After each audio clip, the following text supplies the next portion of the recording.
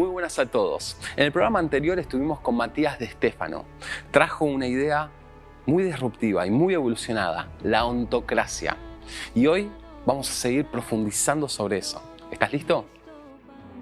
¿Sería posible que nuestra Argentina, un país completamente dividido y con muchos de sus habitantes migrando hacia el exterior, se convirtiera en el mejor lugar para vivir en tan solo 4 años? Puede parecer casi imposible, pero hoy mi amigo Luciano Mandli nos invita a crear juntos esa realidad.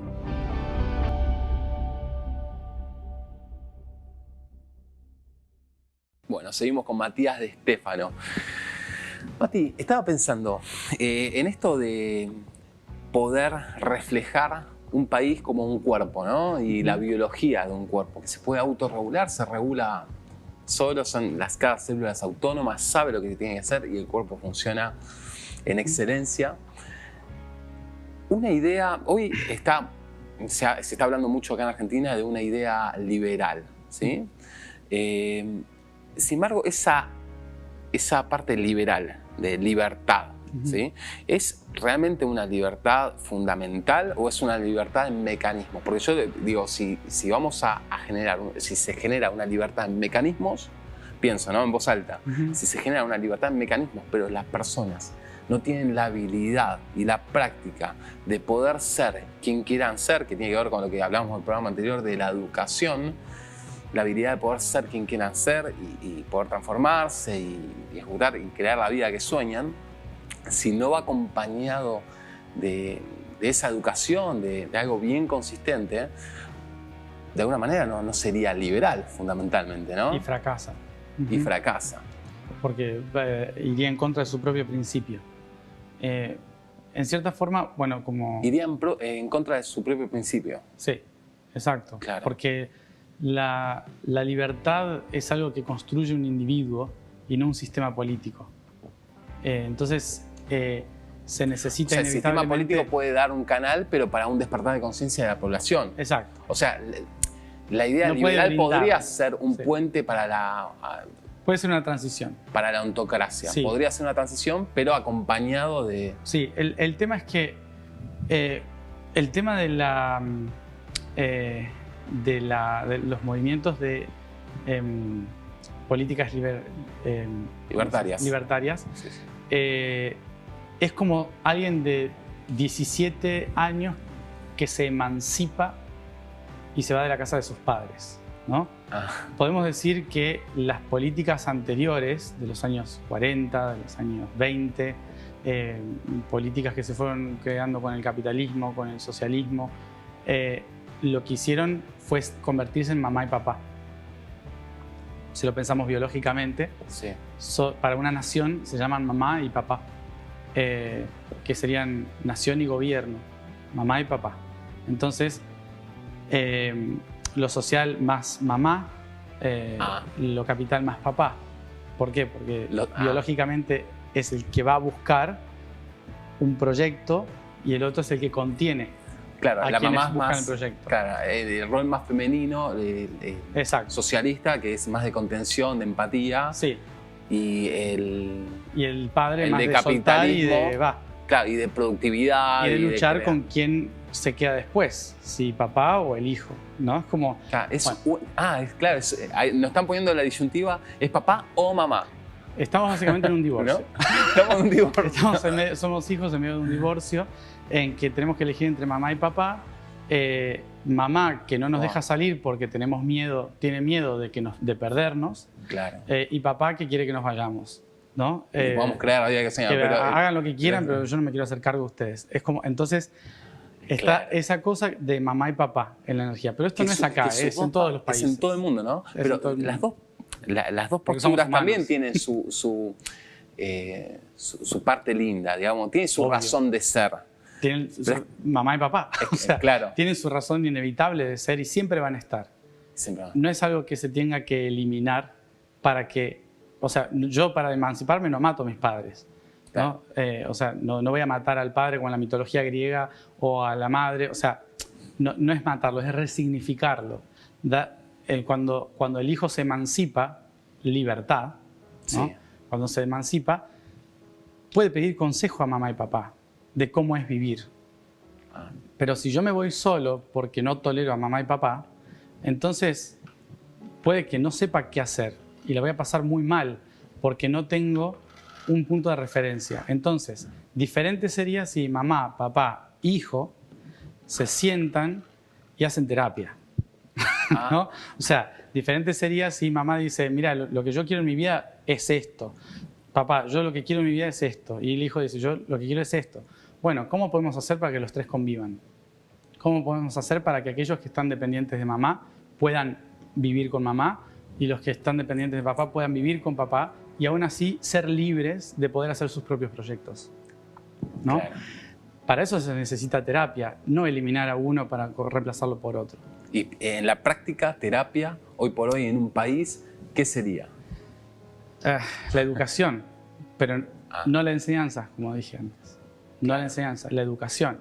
¿Y qué se necesita? Me va a matar por esto, pero hay que transformar todo el sistema de enseñanza a profesores. O sea, no puede ser que personas que educan no sean educadas. No puede ser que no se perfeccionen, que no tengan una visión global del mundo, que no tengan filosofía, no la filosofía de un filósofo, sino la filosofía de preguntarse todo el tiempo. Esa es la verdadera filosofía, no la que lee un libro y aplica la ley de ese libro, sino quien se pregunta constantemente, ¿quién soy? ¿Por qué hago esto? ¿Por qué quiero esto? ¿Por qué? La base de las preguntas es fundamental. Claro. en el magisterio. Entonces, el magisterio tiene que ser una carrera más importante que la de abogacía, la de medicina. O sea, total, tiene que tener un nivel muy alto de muchísima exigencia, de crecimiento personal. Y eso claro, no es estudiar historia o esto o lo otro. Es hacer ayahuasca también, ¿no? Claro. O sea, hacer una ceremonia de ayahuasca, ir para adentro, meditación, yoga, ir a un psicólogo. Sí, liderazgo personal, las emociones. Exacto, o sea, se necesita hacer muchísimas, hay tantas terapias y tantas cosas que se pueden hacer que si los profesores, las maestras, los maestros hicieran ese proceso durante 5 años, entonces los niños de 7 años no tendrían problemas y estarían transformando el mundo. Tremendo. Ahora, Matías, en esto de la educación, en la práctica, ya empiezan a aparecer ideas o consideraciones, no ideas, sino la gente, yo ya he empezado a escuchar, hay gente que ya está considerando, ¿qué tal si ya no más escuelas?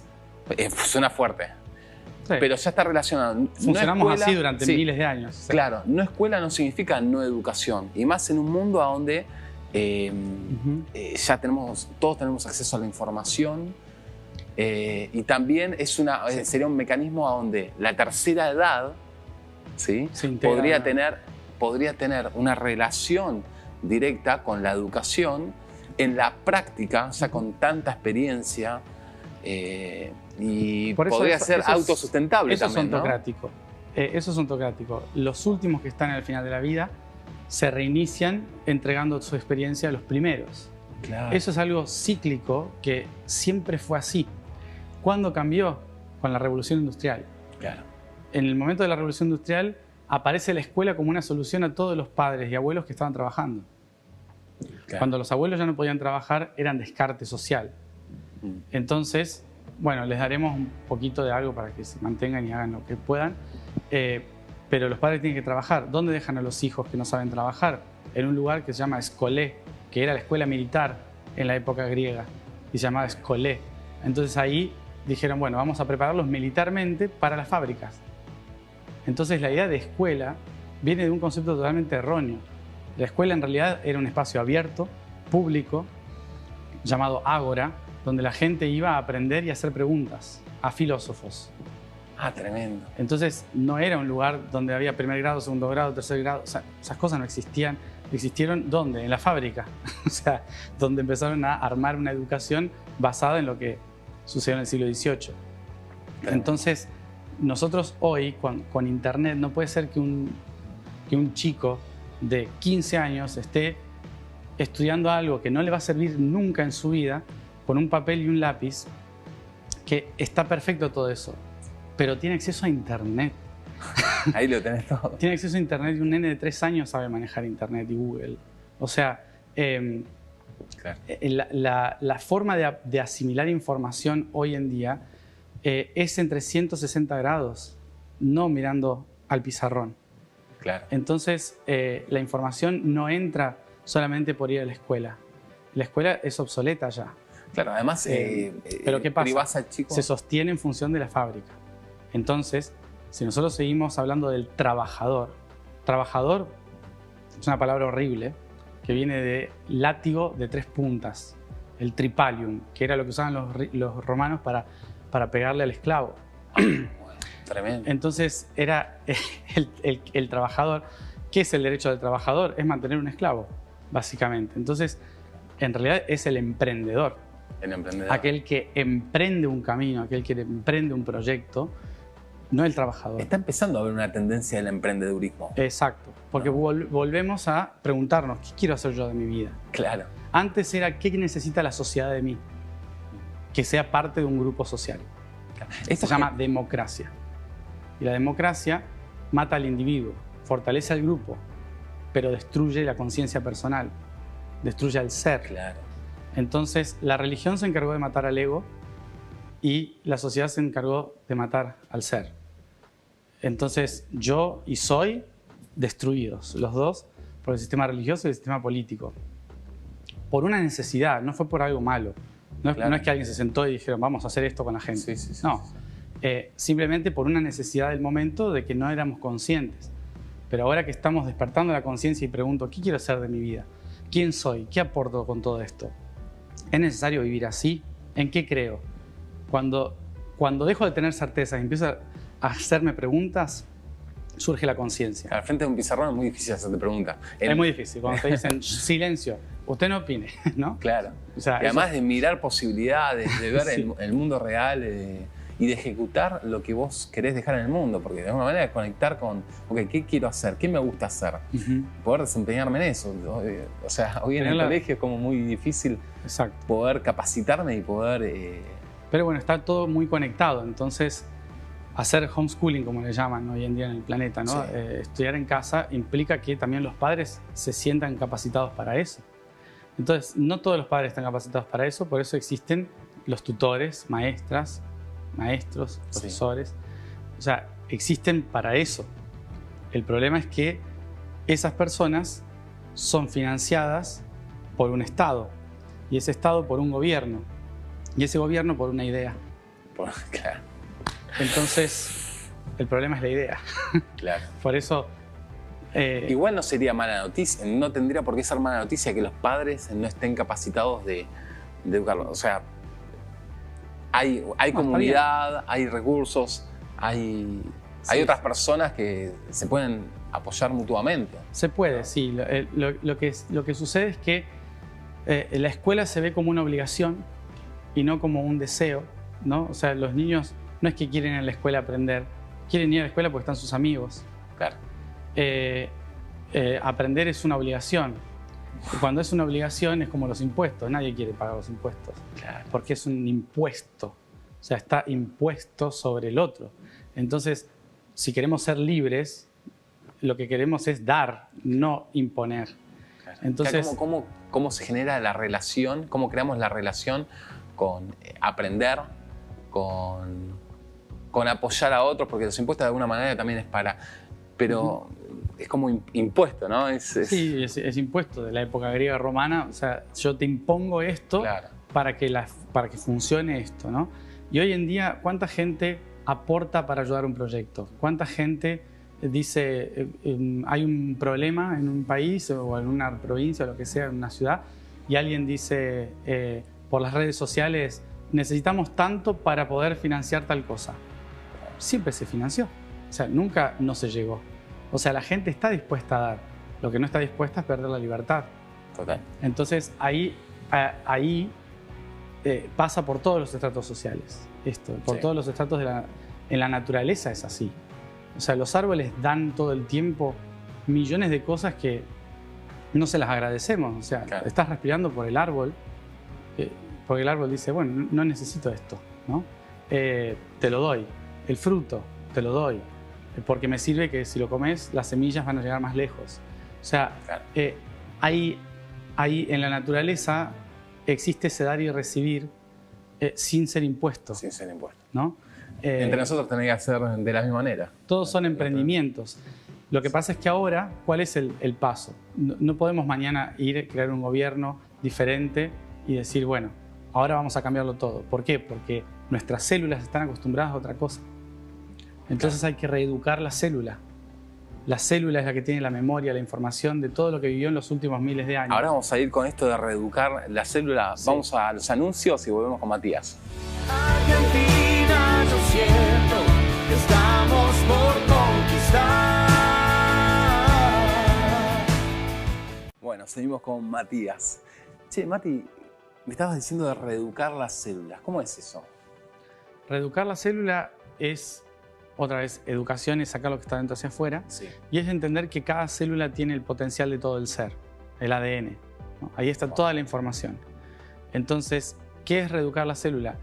Es hacer, por ejemplo, hoy en día hay muchas técnicas y terapias en las que se va a hablar de los ancestros, de cómo vivían nuestros abuelos, nuestros bisabuelos, tratar de entender el contexto, los traumas, muchas cosas no dichas, sí. Los contextos históricos que han vivido, si han pasado hambre, esto y lo otro, son registrados en la célula como experiencias y la célula lo interpreta como actual. La célula nunca interpreta, hubo una guerra en el año 1914. La célula dice, ahora mismo hay guerra. Por sobrevivencia se inventa eso. O sea, porque dice, eso. Yo viví eso en el entorno. Entonces está registrado como, puede ser que me ataquen de nuevo. ¿Y reeducarla qué sería? Reeducarla sería volver a ese momento y hacerle un reset es terapéutico, hacerle un reset de educarla con acciones, ¿no? O sea, ya no hay hambre. Pasado, claro, quizás. Resignificar el pasado. Eso fue útil en ese momento. Ahora no hay hambre. Entonces le digo a la célula, no hay hambre. ¿Y como algo? Digo, ¿ves? Y lo disfruto lentamente para que la célula diga, no tengo que correr. Mirá. Entonces son cosas sencillas, pero hay mucha gente que sabe millones de cosas de esto que son terapeutas y que ayudan a reeducar, ¿no?, el potencial de la célula, lo que está dentro. Me imagino que debe ser un trabajo. Mucho. Sí. Ahora, sin embargo, ¿puede haber alguna otra alternativa como que aprender a inventar, a crear realidad, más allá de acepto el pasado, como que en las células nosotros mismos entremos en un contexto, acepto todas las creencias, que las vivo como una realidad, por más que sean unas creencias, sin embargo me invento tal cosa y entremos en un contexto de invención, de digo y es, cosa que no tenga que estar volviendo a sanar todo eso. ¿Existe? ¿Ves eso como una posibilidad? Es muy difícil. Una, porque estamos en la tercera dimensión. Si estuviéramos en la quinta dimensión te diría que sí, pero esta es la tercera dimensión y acá hay estructuras y patrones. ¿Qué significa? El futuro que nosotros de la tercera dimensión podemos generar es en función de las herramientas que tenemos en el presente y las herramientas las ganamos en el pasado.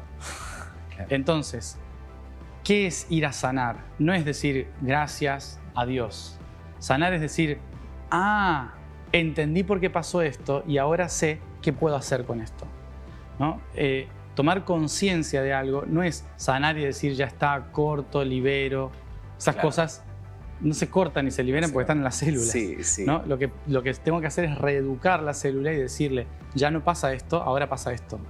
Ya entendí por qué pasó esto, ahora voy a hacer esto otro, ¿no? Entonces, no es corto e imagino algo nuevo, sino imagino algo nuevo y voy a buscar qué herramientas tengo para crear eso nuevo. Que los traumas, los dolores, las crisis son claves de la conciencia. Nosotros queremos, el humano en los últimos 5.000 años ha estado buscando el paraíso. Un lugar donde pueda vivir bien, donde pueda eternamente ser feliz. Claro. Si nos basamos en cómo funciona el universo, nunca hay un eternamente algo, porque todo el universo es vibración y al ser vibración se mueve por ondas y las ondas tienen positivo y negativo, positivo y negativo. Si todo fuese positivo se llama muerte, Si todo fuese negativo se llama muerte, porque es como el pi, Claro. ¿no? Es más o menos lo mismo. Mirá. Entonces se necesita el pip, pip, pip, pip, pip, pip para poder mover e impulsar algo. Se necesita una crisis para crear una oportunidad. Claro, el tema es cómo nos relacionamos con esa crisis, ¿no? El tema es qué conciencia tengo yo de esa crisis, ¿no? Porque normalmente lo vivimos como siempre me pasa esto. En lugar de decir, ¿por qué me pasa esto? Tengo que analizar de dónde viene para saber dónde está la herramienta. Entonces, cuando yo empiezo a analizar los conflictos desde la conciencia, dejan de ser un peso y pasan a ser algo alucinante. Pasan a ser la clave de la trascendencia, Total. ¿no? En este rol que tiene Argentina, el territorio de Argentina que me contabas en el programa pasado, ¿no? De crear ese nuevo nacimiento, el nuevo comienzo, digamos. ¿Cómo sospechás que podría Argentina ya encaminarse y desde, no sé si comenzaría por un gobierno, aunque la ontocracia casi que ni requeriría cuando se llegue a esa instancia que Falta. falta, ¿no? Falta. Sí, pero hay un mucho. camino, un puente. ¿Cómo ves a la Argentina transitando ese puente? ¿Qué tipos de gobierno? ¿Qué tiene que pasar en el medio? ¿Ves algo que se puede encaminar por tal lugar? Mira, la Argentina, como casi todos los países latinoamericanos, si lo hablamos como si fueran personas humanas, todos tienen entre 14 y 17 años de edad, ¿no? Son todos adolescentes o preadolescentes. Nosotros creo que Argentina tiene 14 años. ¿Qué significa esto? Yo me ganaba, a los 14 años me ganaba mis mangos, me lo compraba en golosina, me lo bajaba. Así estamos. Claro, despilfarrando todo. Exacto. ¿Por qué? Porque vivimos en la pubertad de un país. Estamos Claro. en la pubertad de un país con todas las hormonas, full. peleándonos, buscando cómo ganar algo para poder tener lo que yo quiero y no lo que se necesita, ¿no? Es normal en un proceso de un país tan joven. Es normal que vivamos esto. ¿Qué sucede? Que el contexto de esa niña argentina de 14 años es que tiene la voz del papá y la mamá que vienen de los años 20, de los años 30, Sí. ¿no? Que le dicen todo el tiempo qué tiene que hacer para que la vida le vaya bien. Oh. Entonces, como están las voces del pasado todo el tiempo diciendo, a mí me fue bien cuando... Sí, pero fue tu experiencia. Sí. ¿no? No podemos crear algo nuevo. Exacto. Entonces es como los padres que dicen, cuando yo tenía tu edad, ¿no? Sí, pero era otro contexto planetario, era otra cosa. No se puede hacer lo mismo. Volviendo al tema político, nos está llevando siempre de izquierda a derecha, siempre. Y Sí, no podemos sí. estar creando nada nuevo, nada... Nada nuevo por eso mismo, porque estamos siempre, y a todos los países les pasa lo mismo. Entonces, ¿cómo se hace la transición a que pase a la adolescencia? El proceso de crecer y descubrirse y de definir quién soy, tiene que haber un contexto de un tío, una abuela, alguien que venga, ¿no? Y que en lugar de decirle, en mis tiempos era así y tendrías que hacer esto, preguntarle, ¿qué querés ser de grande? ¿Qué harías vos? Llevarnos a mirar el horizonte. Claro, o sea, el tema acá es que estamos discutiendo sobre el pasado, Claro. de cómo vivían nuestros padres, cuando en realidad tengo que preguntarme qué quiero hacer yo, qué quiero vivir yo como país. Wow. Y entonces lo que se necesita no es políticos con certezas, sino con dudas. Lo que se necesita es gente que esté ahí arriba con filosofía, no con certezas de leyes. Se necesita gente que diga quiénes somos nosotros acá, quiénes queremos ser, Claro. cómo lo harían, por qué no armamos una estructura de gobierno en la que cada municipio, cada lugar tenga una estructura de autogenerar sus propios proyectos y el gobierno se aparta para que pueda hacerlo. ¿Por qué el gobierno se aparta? El gobierno en Grecia tenía un objetivo cuando funcionó la democracia, que funcionó solo 200 años en la historia, hace 3000 años, nunca más. La democracia hoy en día es básicamente un feudalismo en donde el pueblo elige al feudal. Pero en realidad no funciona. Si uno va a la historia de la democracia, realmente a mí me asombra gente que estudia tanto que defienda la democracia. Claro. Cuando no hay. Bueno, Claro. pero entonces, si vamos a las bases de la democracia hace 3000 años, gobernar significa navegar, en griego. Entonces, ¿qué hacía el político? Polis, una ciudad. Iba de una ciudad en un barquito a otra ciudad a decirle, mi pueblo dice que quiere esto. Y el otro volvía con el mensaje, ¿no? Entonces, un político que gobierna era básicamente un navegante que llevaba un mensaje. Ah, un interlocutor, o sea, Era un interlocutor una red. entre diferentes polis. Wow. Pero las polis tenían el poder a través de un ágora en la cual el pueblo iba y decía, tenemos este problema. Y había 3 o 4 que levantaban la mano y decían, yo tengo la solución. En ese momento levantaban la mano. Hoy Sí, sí, tenemos, sí. No, hoy tenemos. plataformas Sí. online. O sea, Sí, sí. levantaban la mano y decían, yo tengo Se la solución. autogestionaban entre... Exacto. Entonces Claro. decían, bueno, ¿cómo hacemos para solucionar esto? Y la persona que decía, yo tengo la solución, no llevaba a cabo el proyecto. Nunca. Lo llevaba el azar. Se escribían los nombres de las personas que estaban ahí y la diosa azar decía quién lo iba a llevar. Y el otro iba a ser el asistente.